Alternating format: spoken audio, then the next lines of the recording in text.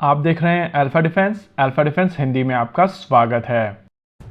आज के इस वीडियो में हम लोग बात करेंगे लिक्विड फ्यूल रैमजेट के बारे में।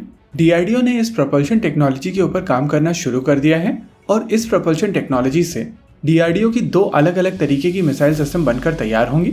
इन मिसाइल सिस्टम्स के बारे में बात करने से पहले आपको हम लोग ये अपडेट देते चलते हैं कि डीआरडीओ इन दोनों मिसाइल सिस्टम्स के लिए ग्राउंड टेस्टिंग शुरू कर चुका है और जल्दी इन सिस्टम्स की कनेक्ट पाइप टेस्टिंग यानी कि सीपीटी शुरू की जाएगी। किसी भी मिसाइल सिस्टम की डेवलपमेंटल साइकिल में सीपीटी एक बहुत बड़ा माइलस्टोन होता है और एक बार सीपीटी कंप्लीट हो जाते हैं उसके बाद ये मिसाइल सिस्टम टेस्ट फायर के लिए तैयार होती है। यानी कि यहाँ पर कहा जा सकता है कि डीआरडीओ अपनी लिक्विड फ्यूल रैमजेट टेक्नोलॉजी को लेकर काफी ज्यादा एडवांस स्टेजेस में आ चुका है और जल्दी इनकी दोनों एप्लीकेशन सुपरसोनिक टारगेट मिसाइल यानी कि स्टार और लॉन्ग रेंज क्रूज मिसाइल अपनी ग्राउंड टेस्टिंग शुरू करेंगे। वीडियो में आगे बढ़ने से पहले आइए इन दोनों एप्लीकेशंस के बारे में बात कर लेते हैं एक एक करके और उसके बाद समझने की कोशिश करेंगे कि ये टेस्टिंग प्रोसीजर्स क्या होने वाले हैं और प्रैक्टिकली ये मिसाइल सिस्टम अपने फर्स्ट लॉन्च से कितनी दूर हैं। अगर स्टार की बात की जाए तो स्टार एक सुपरसोनिक टारगेट मिसाइल सिस्टम होगा और इसको अलग अलग तरीके की surface to air missile systems की टेस्टिंग के दौरान यूज किया जाएगा। प्रैक्टिकली जब surface to air missile system की टेस्टिंग की जाएगी तो स्टार मिसाइल सिस्टम को एज अ टारगेट लॉन्च किया जाएगा और ये टेस्ट किया जाएगा कि क्या ये surface to air missile system इस टारगेट को न्यूट्रलाइज कर सकेगी। अभी ये काम एक्सपेंडेबल टारगेट्स की मदद से किया जाता है।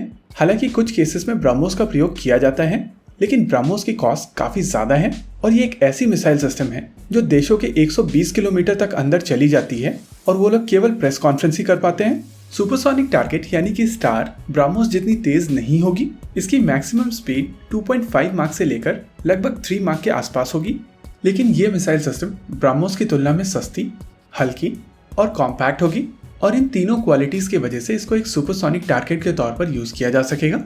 हालांकि इसकी एप्लीकेशन केवल सुपरसोनिक टारगेट तक लिमिटेड नहीं होगी।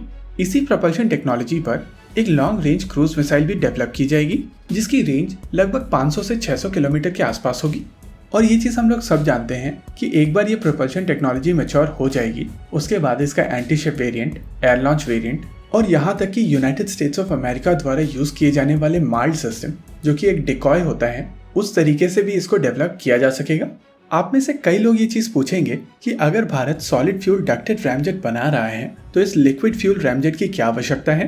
देखिए ये बात सच है कि solid fuel ducted ramjet fast acceleration provide करेगा।